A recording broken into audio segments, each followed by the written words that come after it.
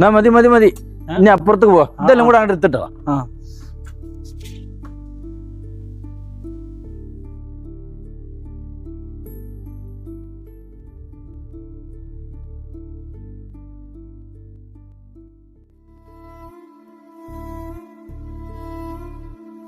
പഠിച്ച തമ്പുരാനെ, ഇത് എന്ത് വെട്ടായി വെട്ടിയിരിക്കണത്? ഇതൊക്കെ നട്ട് നനച്ചുണ്ടാക്കണതല്ല.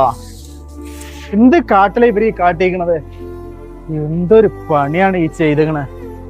വല്ലാത്തൊരു കഷ്ടായി പോയി. ഇതൊക്കെ ആകെ കേടെന്നല്ല ഈ ചെടിയൊക്കെ.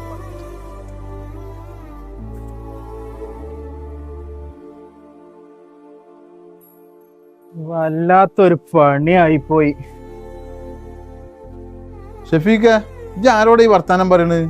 ഇത് കണ്ടങ്ങളെ ആകെയുള്ള ഈ ചെടിമക്കെല്ലാം കൂടി അതെല്ലാം കൂടി വലിച്ചു തള്ളിയിട്ടാണ് ഇത് നന്നായിട്ടാണ്ട് കേടെടുത്തി. അവർക്ക് വെട്ടണമെങ്കിൽ വെട്ടിക്കോട്ടെ, വെട്ടണീനൊരു കുഴപ്പമില്ല. ഇതിങ്ങനെ കാട്ടാൻ പാടുണ്ടവര്. അതിന് ആരെപ്പോ ഇത് ഇങ്ങനെ വെട്ടിയിട്ട് എന്നോട് ചോദിച്ചാദ്യം പറയാതെ. അത് പിന്നെ ഈ ലൈനുമ്പോ തട്ടെന്ന് വിചാരിച്ചു കണ്ട് വെട്ടാൻ നടക്കണ KCBന്റെ ആൾക്കാരല്ലേ, അവരെ പണിയാ അത്.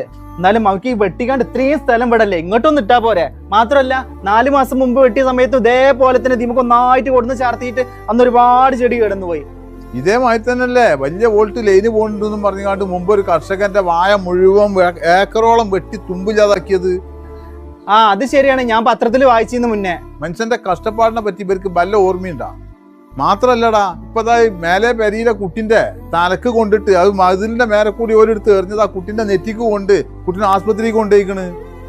തന്നെ അതല്ല, ഇനി ഇതിപ്പോ എന്താ ചെയ്യാ? ഇനിയിപ്പൊ അടുത്ത വരവും ഇതന്നെയല്ല ഇപ്പൊ സ്ഥിതി. എന്താ ഇതിനൊരു പരിഹാരം?